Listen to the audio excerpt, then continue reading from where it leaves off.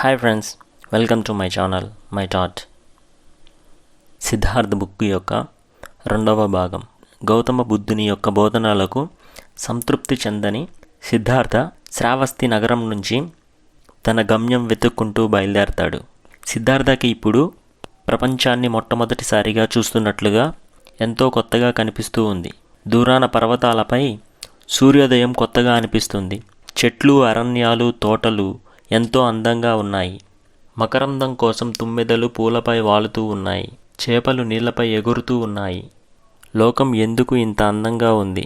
సూర్యచంద్రుల ప్రయాణం రోజు జరిగేదే. నదీ ప్రవాహం ఎప్పుడూ ఉండేదే. పక్షుల కిలకిలలు అప్పుడు ఇప్పుడు ఉండేవే, కానీ ఇప్పుడు కొత్తగా కనిపిస్తున్నాయి. ఇలా తనలో తాను ఆలోచించుకుంటూ ఒక నది ఒడ్డుకు వెళ్ళాడు. అక్కడ వసుదేవ అనే ముసలి తాత చిన్న పడవ నడుపుకుంటూ ఉన్నాడు. సిద్ధార్థ అతనితో, తాత నన్ను పడవ దాటించు అని పడవ ఎక్కుతాడు. తాత, నది చాలా బాగుంది అన్నాడు సిద్ధార్థ. అవును బాబు, నది ఎప్పుడు అందంగానే ఉంటుంది. నాకు నది అంటే ప్రాణం. నది నాకు చదువు చెబుతుంది, నీతి బోధిస్తుంది, జీవితానికి అర్థం చెబుతుంది అన్నాడు వసుదేవ తాత. నది దాటిన తరువాత ఒడ్డున దిగి, సంతోషం తాత, నీకు ఇవ్వడానికి నా దగ్గర డబ్బులేమీ లేవు. ఇల్లు వాకిలి లేని వాడిని, నీకు రుణపడి ఉంటాను అన్నాడు. తెలుస్తూనే ఉంది బాబు, నువ్వు ఏదో ఇస్తావని నది దాటించలేదు. నది దాటించడం నా పని కాబట్టి దాటించాను. ఈ తాతను గుర్తుంచుకో. మళ్ళీ ఇటువైపు వచ్చినప్పుడు పలకరించు చాలు అన్నాడు వసుదేవ తాత. సిద్ధార్థ మధ్యాహ్నం వేళ ఒక నగరాన్ని చేరుకున్నాడు. ఒక ఉద్యానవనం దగ్గర ఆగి నగరం నుండి వస్తున్న ఒక పల్లకీని చూశాడు. బంగారు పల్లకీలో ఒక యువతి ఉంది. ఆమె పట్టు వస్త్రాలపై టీవీగా కూర్చొని ఉంది. తోట ద్వారం వద్ద నుంచొని చూశాడు. అద్భుతమైన సౌందర్యం ఆమెది. వంటి నిండా బంగారంతో మెరుపు తీగలా ఉంది. ఆమె వెళుతున్న పల్లకిలో నుండి సిద్ధార్థను చూసింది. ఆమె చూపులు బాణాల్లాగా అతనికి తలిగాయి. అక్కడ ఉన్న ఒక వ్యక్తితో సిద్ధార్థ, పల్లకిలో వెళ్ళిన ఆమె ఎవరు అని అడిగాడు. ఆమె ఒక నర్తకి. ఆమె పేరు కమల. ఈ ఉద్యానవనంలో ఆమెకి ఒక భవనం ఉంది అని చెప్పాడు ఆ వ్యక్తి. సిద్ధార్థకి ఇప్పుడు ఒక గమ్యం ఏర్పడినది. ఆ రాత్రికి ఒక రాతి బండపై పొనుకొని నిద్రపోయాడు. మరుసటి రోజు సాయంత్రానికి ఒక మంగలివాడితో స్నేహం కుదిరింది. అతని చేత తలపని చేయించుకున్నాడు. గడ్డం గీయించుకున్నాడు. నదిలో స్నానం చేసి దేవాలయంలో భోజనం చేసి నిద్రపోయాడు.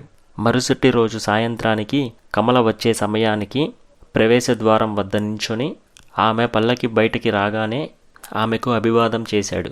కమల తిరిగి అభివాదం చేస్తూ నవ్వింది. ఆమె ఇంటిలోకి వెళ్ళిపోయింది. పల్లకి మోసేవాడితో సిద్ధార్థ, బాబు, అమ్మగారితో ఒక బ్రాహ్మణ యువకుడు ముఖ్యమైన అవసరంగా మాట్లాడాలని చెప్పగలరా అని సేవకుడితో చెబుతాడు. సేవకుడు కొద్దిసేపటికి తిరిగి వచ్చి మారు మాట్లాడకుండా సిద్ధార్థని లోపలికి తీసుకొని వెళ్తాడు. తోట మధ్యలో విలాస మందిరం. ఆ మందిరంలో ఒక బంగారు ఊయలలో కూర్చొని ఊగుతూ ఉంది కమల. సిద్ధార్థ లోపలికి వెళ్ళగానే పరివారం అక్కడి నుంచి నిష్క్రమించారు. స్వామి, నిన్న నా పల్లకిని వెంబడించిన బైరాగి మీరే కదా? నిన్న మీరు బబిరిగడ్డం, బారెడు జుట్టుతో ఉన్నారు. ఈరోజు రాకుమారుడిలా తయారయ్యారు. ఏమిటి మాయ అని నవ్వింది కమల. అవును దేవి, 3 సంవత్సరాలుగా సన్యాసిగా జీవించాను. ఇప్పుడు ఆ మార్గం నచ్చక వదిలిపెట్టేశాను. ఇప్పుడు నా దృష్టి మారింది. ఇప్పటి వరకు నేను ఎప్పుడూ అన్య స్త్రీలను కన్నెత్తి కూడా చూడలేదు. నేను చూసిన తొలి యువతి మీరే. మీ సౌందర్యం నన్ను ఎక్కడికి పోనీయకుండా చేసింది అన్నాడు సిద్ధార్థ. ఇది చెప్పడానికి ఇంత కష్టపడ్డారా స్వామి అంది కమల. లేదు దేవి, నేను మీతోనే ఉండాలి అనుకుంటున్నాను. అందుకే ఇంత సాహసం చేశాను అన్నాడు సిద్ధార్థ. కమల ఒక్కసారిగా ఉలిక్కిపడింది. ఇలాంటి సంఘటన ఎప్పుడూ జరగలేదు. అరణ్యవాసం చేసే మీలాంటి శ్రవణ కుమారులు మాలాంటి వారి సహవాసం కోరరు. అయినా నా వద్దకు సంపన్నులే చేతి నిండా డబ్బుతో వస్తారు. నీలాంటి సన్యాసులు రారు. నీ వద్ద డబ్బు లేదు, పట్టు వస్త్రాలు లేవు, కనీసం పాదాలకు చెప్పులు కూడా లేవు. ఏమి చూసి నిన్ను ప్రేమించను చెప్పు అంది కమల. అవును దేవి, నా దగ్గర డబ్బు లేదు నిజమే, కానీ నా వద్ద పాండిత్యం ఉంది, నిజాయితీ ఉంది, తెలియని విషయం నేర్చుకునే సంకల్పం ఉంది. మీరు కోరే లక్షణాలు నాలో ఉన్నాయో లేదో చెప్పండి అన్నాడు సిద్ధార్థ. సిద్ధార్థ మాటలలోని నిజాయితీ, అమాయకత్వం కమలను ఆకర్షించాయి. తనతో ఇంతకుముందు ఎవరూ ఇలా మాట్లాడిన వారు లేరు. నీ వంటి సన్యాసి అందగాడు ఇటువంటి మార్గంలోకి రావడం ఆశ్చర్యంగా ఉంది. నీకు ఇంకా ఏమి విద్యలు తెలుసు?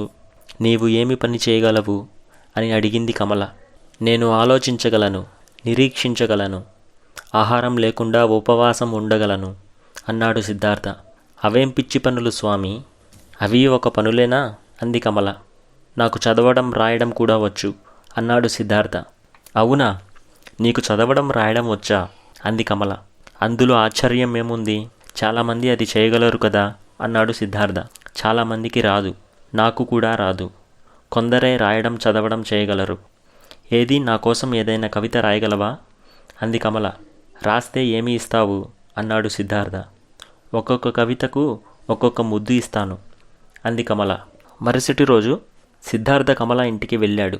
కమల సిద్ధార్థతో, నీకు ఒక పెద్ద జమీందారు అయిన వ్యాపారి వద్ద పని చూశాను. అతను నాకు బాగా కావలసినవాడు. నువ్వు వెళ్ళి అతనిని కలువు అంది. అతని పేరు కమ్మస్వామి. సిద్ధార్థ కమ్మస్వామి వద్దకు వెళ్ళాడు. కమ్మస్వామి ఇల్లు ఒక మహా విశాలమైన భవనం. అందులో పట్టు వస్త్రాలపై కూర్చొని ఉన్నాడు. అతను ఒక ముసలివాడు. అతని మెడలో, చేతుల నిండా బంగారు ఆభరణాలు ఉన్నాయి. సిద్ధార్థ కమ్మస్వామి అనుమతి తీసుకొని అతని ఎదురుగా వినయంగా కూర్చున్నాడు. నీవు ఒక బ్రాహ్మణుడివని, చదువుకున్నవాడివని విన్నాను. నీవు ఏమి పనులు చేయగలవో చెప్పు అన్నాడు కమ్మస్వామి. సిద్ధార్థ అతని మాటలకు బదులుగా, నేను ఆలోచించగలను, నిరీక్షించగలను, ఆహారం తీసుకోకుండా ఉపవాసం ఉండగలను అన్నాడు. వాటితో నువ్వేం చేస్తావయ్యా పిచ్చి బ్రాహ్మణుడా? నీవు ఉపవాసం ఉండి నిరాహార దీక్షలు చేస్తే నాకేమి ఒరుగుతుంది అన్నాడు కమ్మస్వామి. తినడానికి తిండి లేకపోతే ఉపవాసమే కదా స్వామి ఉండాలి అన్నాడు సిద్ధార్థ. మనిషి ఆకలి తీరడం కోసం ఎంతటి నీచమైన పనికైనా దిగజారుతాడు. ఉపవాసం చేయడం చేతకాకపోతే ఇప్పటికే నేను అడ్డమైన పనులు చేసి ఉండేవాడిని. నేను అలాంటి పనులను చేయను. నా విజయ రహస్యం కూడా అదే అన్నాడు సిద్ధార్థ. కమ్మస్వామి గదిలోకి వెళ్ళి దస్తావీజులు తీసుకుని వచ్చాడు. అవి సిద్ధార్థకి ఇచ్చి చదవమన్నాడు. అవి వ్యాపార సంబంధమైన పత్రాలు. గట్టిగా చదివి వినిపించాడు సిద్ధార్థ. అలా సిద్ధార్థని తన వ్యాపారంలో ఉంచుకున్నాడు కమ్మస్వామి. సిద్ధార్థ కమ్మస్వామి దగ్గర లావాదేవీలు చూడడం, వ్యాపారంలో ఉత్తర ప్రత్యుత్తరాలు చేయడం, పల్లెలకు వెళ్ళి రైతుల వద్ద ధాన్యం సేకరించడం చేసేవాడు. సిద్ధార్థ ఏ పని చేసినా తన మనసుకు నచ్చే పనులను మాత్రమే చేసేవాడు. ధాన్యం తమకు అమ్మని రైతులకు కూడా పంటలు పండని సమయంలో సహాయం చేసేవాడు. వారికి పంటలు వేసుకోవడానికి విత్తనాలు ఇచ్చేవాడు. పల్లెల్లో కష్టాల్లో ఉన్న రైతుల ఇంటికి వెళ్ళి వాళ్ళ కష్ట సుఖాలు తెలుసుకునేవాడు. కుదిరితే సహాయం చేసేవాడు. సిద్ధార్థ రైతుల వద్ద నుంచి ఏమీ ఆశించకుండా సహాయం చేసేవాడు. ఇంతకుముందు ఏ వ్యాపారులు రైతులతో సిద్ధార్థలాగా ప్రవర్తించలేదు. దీనివల్ల మొదట్లో కమ్మస్వామికి నష్టాలే మిగిలేవి. ఇలాంటి పనుల వలన తనకి నష్టం వస్తుందని కమ్మస్వామి మొదట్లో సిద్ధార్థపై కోపపడ్డాడు. కానీ సిద్ధార్థ చేసిన పనులకు పల్లెల్లోని రైతులు తాము పండించిన పంటను ఎవరికీ అమ్మకుండా సిద్ధార్థకే తక్కువ రేటుకు అమ్మేవారు. దీనివలన కమ్మస్వామి ఆదాయం ఎంతో ఎక్కువగా పెరిగి వ్యాపారంలో ఎప్పుడూ రానంత డబ్బు వచ్చి చేరింది. కమ్మస్వామి సిద్ధార్థ తెలివితేటలను మెచ్చి తన ఆదాయంలో 4వ వంతు భాగంను సిద్ధార్థకు జీతంగా ఇచ్చేవాడు. దానివలన సిద్ధార్థ కూడా ఎన్నో ఆస్తులను సంపాదించేవాడు. ఎంత డబ్బు సంపాదించినా డబ్బుపై సిద్ధార్థకు వ్యామోహం ఉండేది కాదు. సంపాదించిన డబ్బంతా కమలకు ఇచ్చేవాడు. అతని వ్యామోహం ఎప్పుడూ కమలపైనే ఉండేది. కమల జమీందారులు, వ్యాపారుల వద్దకు వెళ్తూ ఉండేది. కానీ కమలకు సిద్ధార్థ అంటే వల్లమాలిన ఇష్టం ఏర్పడింది. తనతో ఉన్నంతసేపు అతడిని విడిచి ఉండేది కాదు. ఆమెకు సిద్ధార్థ ఎంతో ప్రత్యేకంగా కనిపించేవాడు. సిద్ధార్థని కమల ప్రేమించింది. సిద్ధార్థ కమలతో సంవత్సరాల తరబడి బంధాలు లేని సంసార జీవనం గడుపుతూ ఉన్నాడు. సకల సుఖాలను అనుభవిస్తున్నాడు. సంవత్సరాలు గడుస్తున్నాయి. వయసు పెరుగుతూ ఉంది. అతని శరీరంలో మార్పును గమనించాడు సిద్ధార్థ. బలం తగ్గి నీరసం పెరిగింది. చేసే పనిలో ఉత్సాహం లేదు. వ్యాపారంలో వైఫల్యాలు పెరిగాయి. తనలో నీరసం, అయిష్టత పెరిగాయి. సిద్ధార్థలో ఆత్మవిచారణ మొదలైంది. బ్రాహ్మణుల కుటుంబం నుంచి వచ్చిన తను దేని గురించి ఇంటిని వదిలి వచ్చాడు, తను చేస్తుందేమిటి అని విచారించుకున్నాడు. అద్దంలో తనను తాను చూసుకొని అసహ్యించుకున్నాడు. నేను విధిని జయించాలి అనుకున్నాను, కాని లోకం వ్యసనాలతో ప్రలోభాలతో నన్ను జయించింది. యవ్వనం, విలాసాలు ఇవే నిజం అనుకున్నాను, కాని అవే నన్ను మోసం చేశాయి. నాలో శక్తి నశిస్తుంది, ఇంకొంతకాలానికి చావు కూడా వస్తుంది. ఇంక నేను ఏమి సాధించినట్లు? నేను ఘోరంగా ఓడిపోయాను అని తనతో తను అనుకున్నాడు. తను సాధించిందేమిటి? తను మిగుల్చుకుంది ఏమిటి? చివరికి తనకు మిగిలేది తన హృదయమే. హృదయం చెప్పే మాట వినాలి అనుకున్నాడు. గుండెల్లో మృత్యు స్పర్శ వెంటాడుతూ ఉంది. మృత్యువు వడిలో ఉన్న వ్యక్తికి తన గతం మొత్తం గుర్తుకు వచ్చినట్లు తన గతాన్ని గుర్తు చేసుకున్నాడు. తన తండ్రి గారు జ్ఞాపకం వచ్చారు. గోవింద కనిపించి వెక్కిరించాడు. సిద్ధార్థ ఉలికిపడ్డాడు. ఇది నా మార్గం కాదు అని అనుకున్నాడు. అంతే, ఇంటి గడప దాటి నడవడం మొదలుపెట్టాడు. బాట తప్పిన బాటసారి సిద్ధార్థ. అడవిలో చాలా దూరం నడిచాడు. రోజుల తరబడి నడుస్తూ ఉన్నాడు. నగరం దూరమయ్యింది. గమ్యం లేకుండా పోయింది. నేను చేయని పాపం ఇంకా ఏదైనా మిగిలి ఉందా అనుకున్నాడు. ఆలోచనలతో పోరాడాడు. అరణ్యం దాటి ఒక నది ఒడ్డుకు చేరాడు. ఒకప్పుడు శ్రావస్తి నగరం నుంచి వస్తూ దాటింది ఈ నదినే. ఇప్పుడు తనకు ఆశలు లేవు, ఆశయాలు లేవు, గమ్యం కూడా లేదు. గత జీవితపు భయంకర జ్ఞాపకాలను మర్చిపోవడమే ఇప్పుడు తన పని. నది ఒడ్డున నుంచొని నదిలోకి చూశాడు. నదిలోకి దూకి చనిపోదాం అనుకున్నాడు. నదిలో దూకితే నా వల్ల నది కలుషితమవుతుంది, అది ఇంకొక పాపం అనుకున్నాడు. అతని ఆలోచనలు ఆగిపోయాయి. నదిలోకి దూకాలని ప్రయత్నించి తూలి క్రింద పడిపోయాడు. అప్పుడు జరిగింది విచిత్రం. ఆ అనుభూతి తను చిన్నప్పుడు ధ్యానం చేస్తున్నప్పుడు కలిగిన అనుభూతి. తనను తాను మర్చిపోయాడు. తన అనుమతి లేకుండానే తన నుండి ఓంకారనాదం వెలువడింది. అతడు సమాధి స్థితికి చేరుకున్నాడు. ఆ స్థితిలో ఎన్ని రోజులున్నాడో తనకే తెలియదు. ఒక రోజు లేచి చూశాడు. తనకు ప్రపంచం కొత్తగా అనిపించింది. కొంతసేపు తను ఎవరు, ఇక్కడెందుకున్నాను అని అనుకున్నాడు. తనను తానే గుర్తించలేకపోయాడు. జ్ఞాపకం వచ్చి ఈ శరీరం నాదే, నేను బ్రతికే ఉన్నాను, కానీ ఈ నేను ఆ నేను కాదు. తన జ్ఞాపకాలు ఇప్పుడు తనకి ఎప్పుడో జరిగిపోయినట్లుగా అనిపిస్తున్నాయి. సిద్ధార్థ వాటిని పట్టించుకోవట్లేదు. మార్పు తనకి ఆనందంగా ఉంది. చచ్చి మళ్ళీ బ్రతికినంత సంతోషంగా ఉంది. చాలాసేపు తనలో వచ్చిన మార్పుకు సంతోషించాడు. చాలాసేపు నది వైపు చూస్తూ కూర్చున్నాడు. నది ప్రవాహం ప్రశాంతంగా సాగుతుంది. నదిలో జీవం ఉంది. ఆ జీవం ఉన్నంతకాలం అది ప్రవహిస్తూనే ఉంటుంది. నదిలోని జీవం, మనిషిలోని జీవం ఒక్కటే. జీవం ఉన్నంతకాలం జీవించవలసిందే అనుకున్నాడు. నది తనకు జీవిత రహస్యం చెప్పినట్లు సిద్ధార్థకి అనిపించింది. సిద్ధార్థ నది ఒడ్డున కొంత దూరం నడిచాడు. తనకి ఇంతకుముందు నది దాటించిన వసుదేవ తాత బల్లకట్టు పడవతో ఒడ్డున ఉన్నాడు. సిద్ధార్థ అతనిని గుర్తించాడు. కానీ వసుదేవ తాత తనని గుర్తించలేదు. తాత, నన్ను పడవ దాటిస్తావా అని అడిగాడు సిద్ధార్థ. నేను ఉంది అందుకే బాబు అన్నాడు వసుదేవ తాత. పడవలో వెళుతూ, తాత, నీ జీవితం చాలా బాగుంది. నది లాంటిదే నీ జీవితం, ప్రశాంతంగా సాగుతూ ఉంది అన్నాడు. బాగానే ఉంది బాబు. వరదలు వర్షాలు వస్తాయి పోతాయి. నది ఎప్పుడూ పారుతూనే ఉంటుంది. నా జీవితం కూడా నదిలా సాగుతూ ఉంటుంది అన్నాడు వసుదేవ తాత. తాత ఎంత గొప్ప జీవిత సత్యం చెప్పాడు. బ్రతుకు నేర్చిన సత్యం ఇది అనుకున్నాడు సిద్ధార్థ. నీకు గుర్తుందా, చాలా సంవత్సరాల క్రితం నేను ఒక సన్యాసిగా నీ పడవ ఎక్కాను. అప్పుడు నువ్వు నన్ను ఒడ్డు చేర్చావు అని అతనిని గుర్తు చేసుకున్నాడు. అవును బాబు, గుర్తుకు వచ్చింది. అప్పుడు సన్యాసిగా వచ్చావు. ఇప్పుడు ఎక్కడికి వెళ్తున్నావు బాబు అని అడిగాడు. ఎక్కడికి పోతాను తాత, తిరిగి తిరిగి అలసిపోయాను. నీ దగ్గరే ఉండి నీలా ఒక పడవ నడుపుకుంటాను. నాకు పడవ నేర్పుతావా తాత అని అడుగుతాడు సిద్ధార్థ. వసుదేవతాత సిద్ధార్థని నది ఒడ్డున ఉన్న తన గుడిసెకు తీసుకుని వెళ్తాడు. ఇదిగో బాబు, నా పెళ్ళం చనిపోయిన కాడ నుంచి ఈ మంచాన్ని నేను వాడడం లేదు. ఇది నువ్వే వాడుకో అని అంటాడు. సిద్ధార్థ తన జీవిత కథను మొత్తం తాతకు చూపుతాడు. నా కథ చాలా ఓపిగ్గా విన్నావు. నీ వంటి తాత నాకు దొరకడం నా అదృష్టం. నీ వద్ద చాలా నేర్చుకోవాలి అని అంటాడు. దానిదేముంది బాబు, ప్రతివాడికి జీవితం అనేక పాఠాలను నేర్పిస్తుంది. కానీ మనుషులే వాటిని నేర్చుకోరు. నది నాకు వినడం నేర్పింది. నీ కథ విన్నట్లే ఈ నది చెప్పే విషయాలను వింటాను. ముందుకు ప్రవహించే నది తిరిగి వెనక్కి ప్రవహించదు. జీవితం కూడా ఇంతే. నీవు జీవితంలో నిండా మునిగి లోతులను చూశావు. ఇక నీవు మునగడానికి అవకాశం లేదు. నీకు అంతా మంచే జరుగుతుంది అని చెప్పాడు వసుదేవతాత. సిద్ధార్థ వసుదేవతాతతో పాటు పడవ నడుపుకుంటున్నాడు. సంవత్సరాలు గడిచిపోతున్నాయి. ఎన్ని సంవత్సరాలు గడిచిపోయాయో తను లెక్కించడం లేదు. అతడికి కాలంతో పని లేదు. కాలంతో కలిసి పని చేయడమే అతడి పని. కొంతకాలానికి బౌద్ధ భిక్షువులు తండోపతండాలుగా నది దాటి వెళ్తూ ఉన్నారు. ఏమిటి అని వాళ్ళని అడగగా, గౌతమ బుద్ధుడు మహాసమాధి చేశారు అని వారు చెప్పారు. వసుదేవ తాత సిద్ధార్థ పడవలో వారిని ఒడ్డు చేర్చుతున్నారు. వసుదేవ తాత ఒడ్డు చేర్చిన వారిలో ఒకరిని పాము కరుస్తుంది. పాము కరిచింది ఒక ఆడ మనిషిని. సిద్ధార్థ కూడా చూడడానికి వెళ్తాడు. ఆమె ఎవరో కాదు, కమల. సిద్ధార్థ తనని వదిలి వెళ్ళాక తను కూడా సన్యాసంలో చేరింది. 7 సంవత్సరాల తన కొడుకుని తీసుకొని గౌతమ బుద్ధుణ్ణి చూడడానికి వెళ్తూ ఉంది. సిద్ధార్థ, వసుదేవ తాత ఆమెను గుడిసెకు తీసుకుని వెళ్తారు. తాత ఏవో పసురులు తెచ్చి పూస్తున్నాడు. కుర్రవాడు అమ్మా అమ్మా అని ఏడుస్తూ ఉన్నాడు. కమల కళ్ళు తెరిచి సిద్ధార్థ వైపు చూసింది.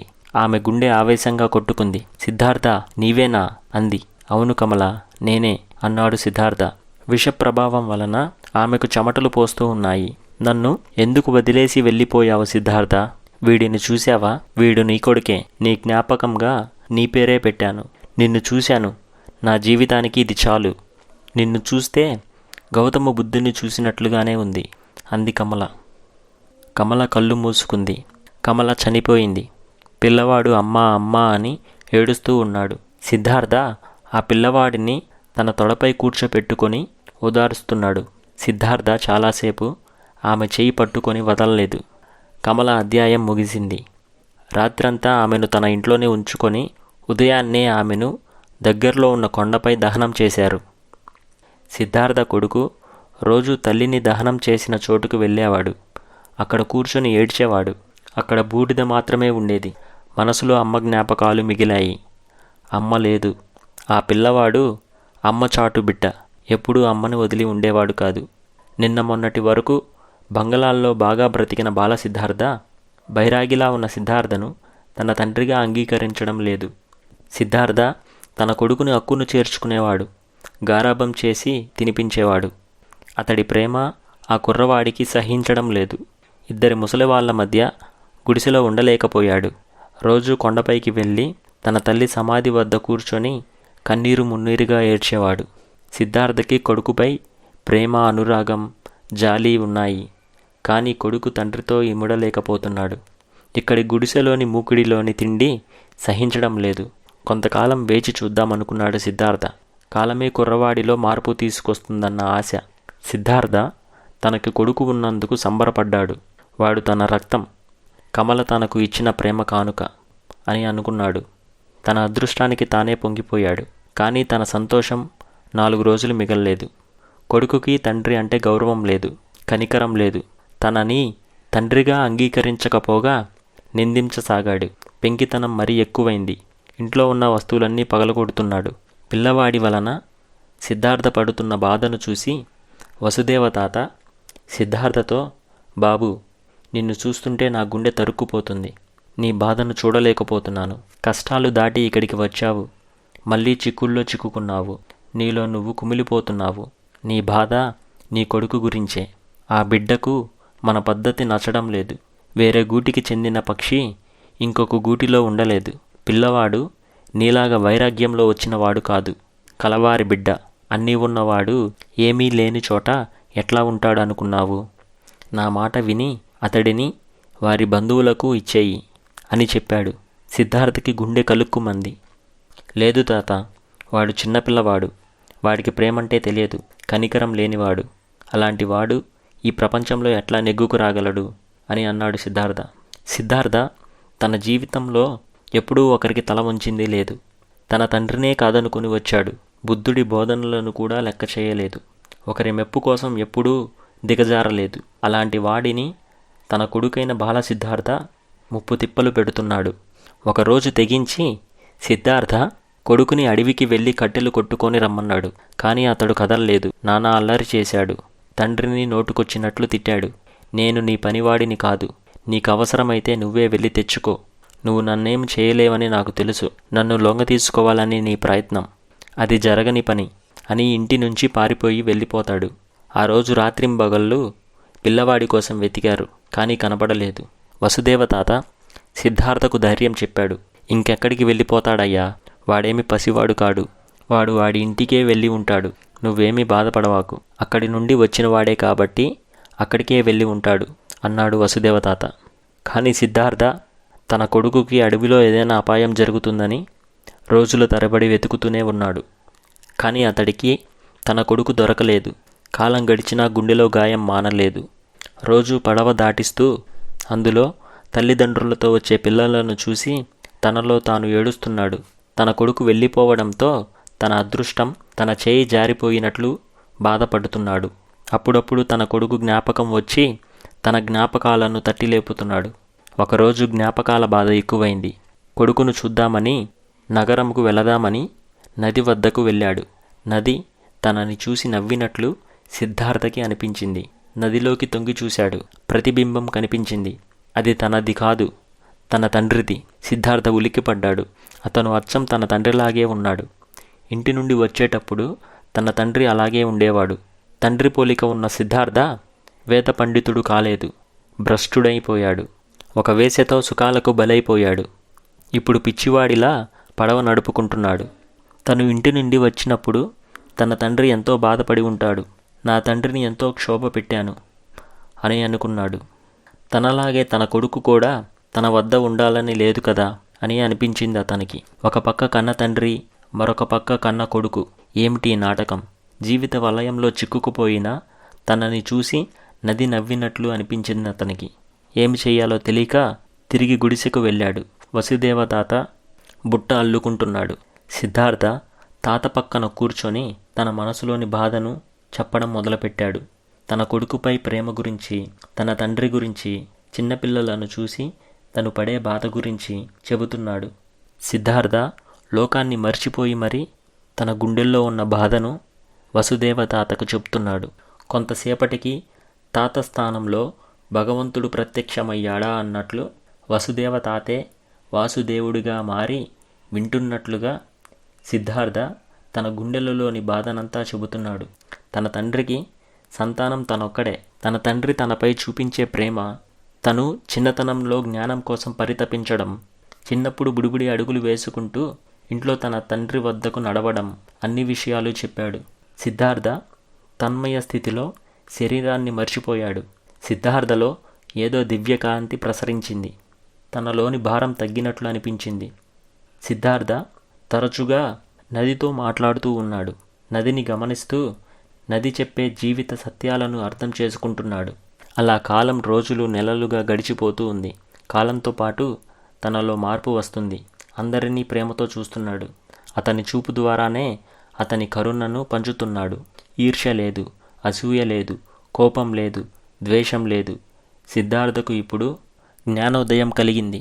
ప్రతి ఒక్క విషయాన్ని ప్రేమిస్తున్నాడు. ప్రతి ఒక్క వస్తువును ప్రేమిస్తున్నాడు. ప్రతి ఒక్క జీవిని ప్రేమిస్తున్నాడు. సమస్త జీవులను, తన జీవితాన్ని ప్రేమిస్తున్నాడు. కొంతకాలానికి వసుదేవతాత చనిపోవడంతో సిద్ధార్థ ఒక్కడే వసుదేవతాత గుడిసెలో ఉంటూ పడవ నడుపుకుంటున్నాడు.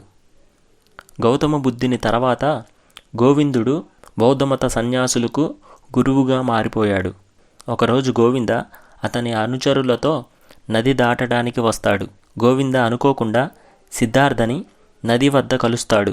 కానీ గుర్తుపట్టడు. సిద్ధార్థ గోవిందని గుర్తుపట్టి పలకరిస్తాడు. వారిద్దరూ ఒకరి గురించి ఒకరు మాట్లాడుకుంటారు. గోవిందని సిద్ధార్థ తన గుడిసెకు తీసుకొని వెళ్తాడు. గోవిందకు సిద్ధార్థ తన గతం గురించి, తన చేసిన పనుల గురించి అన్నీ చెప్తాడు. సిద్ధార్థని గోవింద అసహ్యించుకుంటాడు. సిద్ధార్థ, నీకు ఒక సంప్రదాయం లేదు, ఒక పద్ధతి లేకుండా గాలివాటంగా బ్రతికావు, ధర్మాలన్నింటినీ వ్యతిరేకించావు అని అన్నాడు గోవింద. గోవిందతో సిద్ధార్థ, గోవింద, ఇన్నాళ్ళు నాకు సత్యం అనిపించింది మాత్రమే చేశాను. సత్యం కాదు అని తెలిసినాక దానిని వదిలేశాను.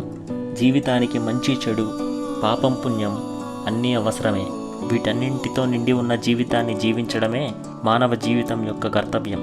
సిద్ధార్థ నేలపై పడి ఉన్న రాయిని తీసుకుని గోవిందకు చూపిస్తూ, చూడు గోవింద, ఇది ఒక రాయి.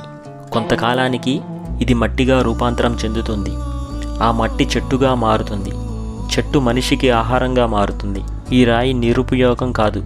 అలాగే ఈ సృష్టిలో ఏది నిరుపయోగం కాదు. ఈ విశ్వంలో ప్రతి వస్తువు, ప్రతి జీవి ఈ విశ్వం చేత నిర్మించబడి ఉంటుంది. కాబట్టి ప్రతి వస్తువు, ప్రతి జీవిలో ఈ విశ్వం యొక్క జ్ఞానం దాగి ఉంటుంది. నీవు వినగలిగినట్లయితే అవి నీకు జీవిత సత్యాలను చెబుతాయి. పడవ నడిపే వ్యక్తికి నది ఎన్నో జీవిత సత్యాలను చెబుతుంది. ఒక రైతుకు తన పంట భూమి ఎన్నో జీవిత సత్యాలను చెబుతుంది. జీవితం నుండి దూరంగా వెళ్ళి సన్యాసిగా జీవించడం ద్వారా జీవితం యొక్క అంతిమ సత్యాన్ని తెలుసుకోలేవు. జీవితంతో కలిసి జీవించడం ద్వారానే మనం చేసే పనుల నుండి మనం జీవిత సత్యాలను తెలుసుకోగలుగుతాము. గోవింద, జీవితంతో కలిసి జీవించడమే జీవితం యొక్క అంతిమ జీవిత సత్యం అని సిద్ధార్థ గోవిందాకి జీవిత సత్యం గురించి చెబుతాడు. సిద్ధార్థ మాటలకు గోవిందుడు, సిద్ధార్థ, నీవు నిర్వాణ స్థితికి చేరుకున్నావు. నీవు గౌతమ బుద్ధుని ప్రతిరూపానివి. ఈరోజు నేను నిజమైన జ్ఞానాన్ని తెలుసుకున్నాను. జీవితంలో పాపపుణ్యాలు లేవు. జీవితాన్ని అర్థం చేసుకుంటూ జీవించడమే జీవితం యొక్క అంతిమ జీవిత సత్యం. ఇంతలో సిద్ధార్థ ధ్యానంలోకి వెళ్ళిపోతాడు. గోవింద అక్కడి నుండి అతని అనుచరులతో వెళ్ళిపోతాడు. ఇలా కథ ముగుస్తుంది. ఫ్రెండ్స్, ఈ పుస్తకం ఎంత గొప్పదంటే ఈ పుస్తకం రాసింది హెర్మన్ హెస్. అతను ఒక రష్యన్ రచయిత. హెర్మన్ హెస్ భారతదేశాన్ని చూడడానికి వచ్చినప్పుడు హిమాలయాల్లోని ఋషుల యొక్క వాళ్ళ అనుభవాలను తెలుసుకొని ఈ పుస్తకాన్ని రచించాడు. ఈ పుస్తకం రాసిన తరువాత హెర్మన్ హెస్కి నోబెల్ ప్రైజ్ కూడా వచ్చింది. ఇది ఎంతో గొప్ప పుస్తకం. కుదిరితే మీరు కూడా చదవండి. ఈ వీడియో మీకు నచ్చినట్లయితే లైక్ చేసి షేర్ చేయండి. Thank you friends. All the best.